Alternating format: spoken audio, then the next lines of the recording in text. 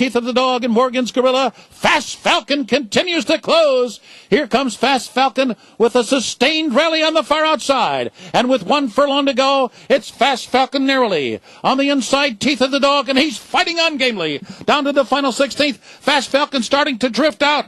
Here comes Teeth of the Dog again at him. Those two nip and tuck down to the line. Very close, and close, and indeed it goes to Teeth of the Dog.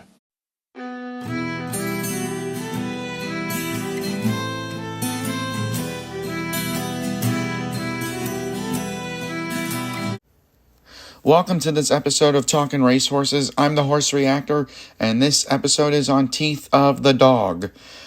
Now, I haven't seen this horse for a very long time, since he retired. Well, actually, that's true with any racehorse. But to be honest, I barely remember this one at all. All I know is that he ran in the Preakness in 2012 and lost.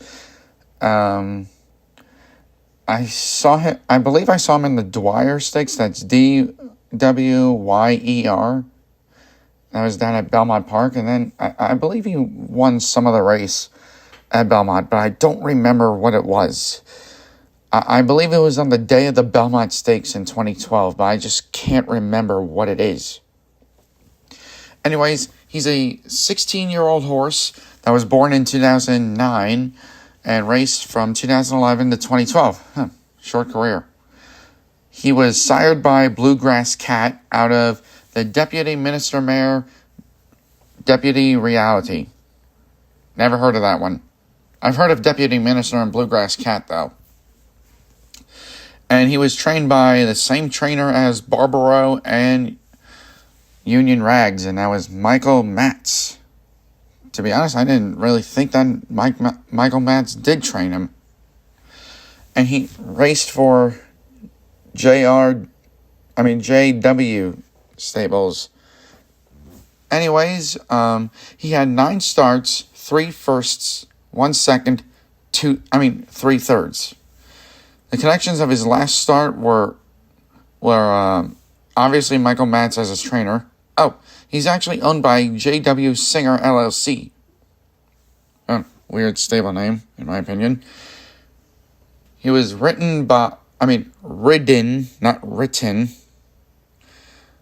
That's RIDDN. And the rider of him that time was Joel Rosario. Pretty nice jockey, I'll tell you. And he was bred by Royal Pegasus Stables.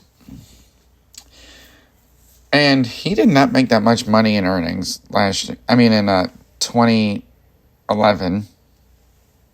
2012, he made a lot of money. $41,090,000. Damn, that's a lot of money. Where can I get that much? But in career statistics, he made $414,950. That is also a lot of money. Damn. Seriously, why can't I get this much money? And anyways, I've heard of Bluegrass Cat and Deputy Minister. Never heard of this one. My Yankee Girl. Never heard of her. And I've also heard of AP Indy, Stormbird, Terlingua, Stormcat. Those are the only ones I've heard of that are in his pedigree. And he had a very short career, like I said. Didn't win his debut, which was at Gulfstream. He ran at Gulfstream 3 times, then once at Aqueduct in the Wood Memorial, once at Pimlico for the Preakness, the Easy Goer Stakes. Oh, that was the race I couldn't remember. That was the one I couldn't think of. And then he won the Dwyer Stakes. He ran in the Jim Dandy.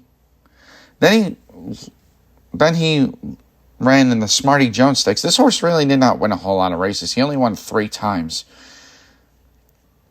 Because he lost a lot. He lost his debut, lost his second, lost his 4th, 5th. Actually, Lost his debut, so that's 1. Lost his second race, so that's 2. Lost his 4th, so that's 3. Lost his 5th. He came in 4th in the Jim Dandy. And he came in 3rd in the Smarty Jones. So he lost 6 times. Wait, did he? Let me just count that real quick. Yeah, that's 6 times. And he ran